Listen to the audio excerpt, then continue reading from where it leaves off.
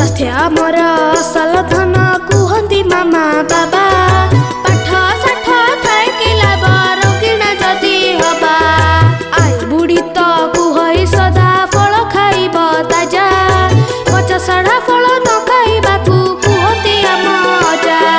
आमे समस्ते पिलादिने स्वास्थ्य ही संपद उक्तिटिकु निश्चय पढ़िथिबा बा शुणिथिबा। जदि आम शरीर सुस्थ नुहे तेबे आम स्वप्न को साकार करने कष्टसाध्य। जेकोसी सफलता पाई शारीरिक और मानसिक स्वास्थ्य अपरिहार्य। सेथिपाई तो आम संस्कृति कहे शरीर माध्यम खलु धर्म साधनम। तेबे आम व्यस्त जीवन शैली अनेक समय आमर स्वास्थ्य रूपी संपदर सुरक्षा दिगरे बाधक साजे। अपना असली धन कहते मामा पापा ज्ञानवान होने से क्या लाभ बीमार होने से अपा। डॉक्टर प्रियभूत साहू प्रियांशु से 12 तारीख यूज ये 3टा गीत 3टा लैंग्वेज रे ही स्वास्थ्य हमर जीवन ऊपर 3टा गीत ही बोली छे। बाकी ए सब को चांस दे चलती स्पेशली अनाम सर आ ज्योति सर जोटा कि मते ते आइडिया न थाए एगुडा सब केबे कोठी की करू बट से माने थरे फोन कले कि जे नाही जीको बोलिबो बोले तो हाँ जदि चांस मिलुछ बोलिबो सेते मो माने बहुत ओब्लाइज से मानक पई बाकी आशा करछि सब गुडा ठीक ही हो।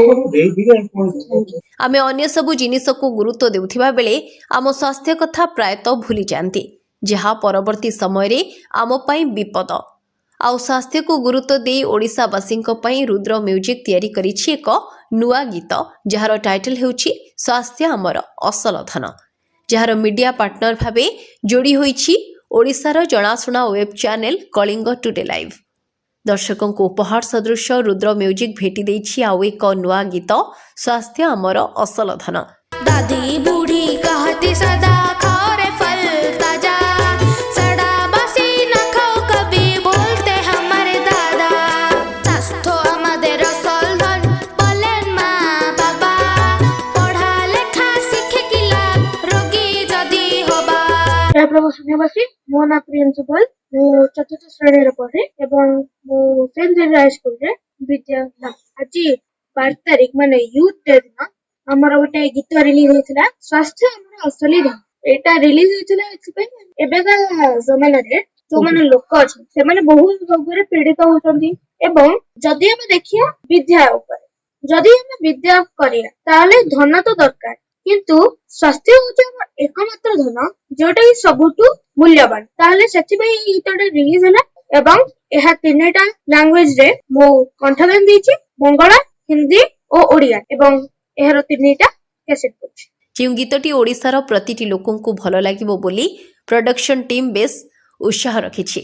एही गीतरे कुनी सिंगर प्रियांशु कंठ देथिबा बेले संगीत दैछंती कुमार ज्योति और गीत लिखिछंती लोकप्रिय गीतिकार अनाम चरण दास। प्रयोजक अनाम चरण दास और आशालता दासଙ୍କ तत्वावधाने रुद्र म्यूजिक रे गीतटी रिलीज होईछि जहां आपण माने सुनी पारिबे। ठाकुमा दीदी मा बोलेन सदा फल खाबे तर ताजा पचा गल न खेते बोले आमादेर दादू देदा। जय जगन्नाथ मोना अनाम चरण दास गत जनवरी 12 तारीख विवेकानंद जयंती अवसर में मोर गोटे गीत स्वास्थ्य सचेतनता उपरे गोटे गीत रिलीज होइଥିଲା जोटा कि प्रथम थर पई गोटे गीत जोटा कि 3टा लैंग्वेज रे मुक्ति लाभ करथला जा गाई सुनाइथिले शिशु कलाकार प्रियांशु बळ।